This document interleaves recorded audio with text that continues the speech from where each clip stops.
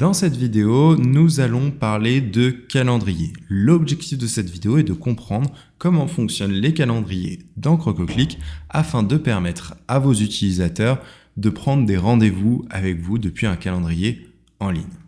Alors, première étape, on va aller voir du côté de calendrier. Calendrier, c'est là où vous allez retrouver votre propre calendrier sur lequel vous verrez les différents rendez-vous. Et si vous avez connecté un agenda externe, comme par exemple Google Agenda, vous verrez aussi les rendez-vous de Google Agenda dans cette partie-là. C'est dans cette partie-là où on va pouvoir prendre nous-mêmes un rendez-vous pour un client, par exemple, ou qu'on va pouvoir marquer ses temps de congé. Ensuite, si on va en haut, on a l'onglet Rendez-vous qui propose une autre vue de nos rendez-vous puisque là, c'est une vue sous forme de liste. Alors, dans ce compte de démo, je n'ai aucun rendez-vous, mais s'il y en avait, ça serait ici que je les verrais et ils sont triés par date d'ajout du rendez-vous et on verrait le nom de la personne, le statut, le titre, le temps, etc., etc. Maintenant, allons voir dans les paramètres. Pour aller dans les paramètres, je clique sur Paramètres du calendrier.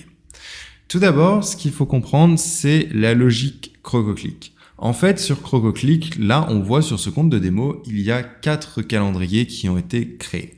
Un calendrier correspond à un type d'événement. Par exemple, nous avons le calendrier Audit, dont les rendez-vous durent tous 30 minutes. Chaque calendrier a donc une utilité propre. On voit que chaque calendrier est pour un type d'événement.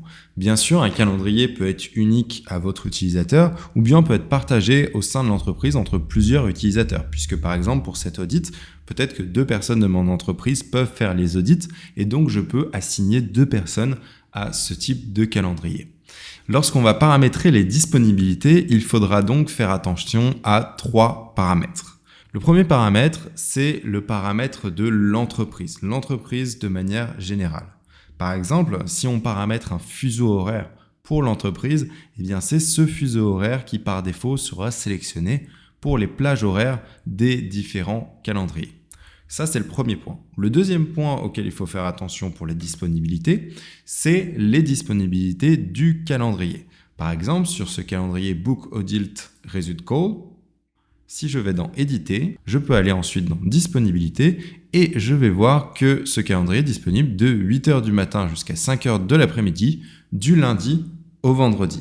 Bien sûr, c'est le fuseau horaire de l'entreprise qui est pris en compte. Donc là, nous avons donc 2 paramètres, le fuseau horaire de l'entreprise et les disponibilités du calendrier. Et à ceci s'ajoute un 3e type de disponibilité, c'est les disponibilités de l'utilisateur. Si une seule personne est assignée à un calendrier, par exemple à ce calendrier, et que cette personne travaille du lundi au jeudi de 8h du matin jusqu'à 4h de l'après-midi, eh bien les disponibilités du vendredi n'apparaîtront pas et les disponibilités de 4h à 5h n'apparaîtront pas non plus parce que l'utilisateur n'est pas disponible. L'intérêt de fonctionner de cette manière-là est que si un utilisateur a certaines disponibilités mais qu'un autre utilisateur a d'autres disponibilités, eh bien il n'y a pas besoin de créer 2 calendriers différents. On peut en créer un seul, on met les 2 utilisateurs et en fonction de la disponibilité de l'un ou de l'autre, les créneaux seront proposés. Ce point est vraiment important à comprendre qu'il y a les disponibilités de l'entreprise, et ça c'est au niveau du fuseau horaire principalement. Il y a ensuite les disponibilités d'un calendrier, un événement, et ensuite il y a à l'intérieur de cet événement des utilisateurs avec également leur propre disponibilité. De comprendre ces 3 emboîtements permet de résoudre la majorité des soucis qu'on peut rencontrer lorsqu'on paramètre un calendrier. Également, vous retrouverez plusieurs onglets ici, notamment les groupes et les menus de service. Il s'agit d'un moyen très simple pour regrouper plusieurs événements dans une seule catégorie et potentiellement donner un lien pour cette catégorie. Pour l'exemple, rajoutons Demo Request également au groupe Testing. Donc, je clique ici et je fais déplacer vers le groupe et là je vais choisir le groupe Testing. Je coche cette case, je fais Select. Et maintenant, mon calendrier est rajouté dans le groupe Testing. J'ai donc 2 calendriers dans le groupe Testing. J'ai le Demo Request et le Testing Team. Si je vais dans les groupes, je vois ce groupe-là, Testing. Je peux obtenir le lien en cliquant ici. Et si j'ouvre le lien dans un nouvel onglet, je vois mes 2 calendriers et ça permet donc de donner ce lien pour que la personne puisse choisir si elle veut le meeting Testing Team ou le calendrier Demo Request. Et quand elle clique dessus, elle arrive directement sur le calendrier en question. Donc, c'est un bon moyen de regrouper plusieurs événements, plusieurs calendriers au même endroit. On a également une autre fonctionnalité très utile, c'est le menu de service. En fait, le menu de service, c'est quasiment pareil que les groupes, sauf que c'est pour des services payants.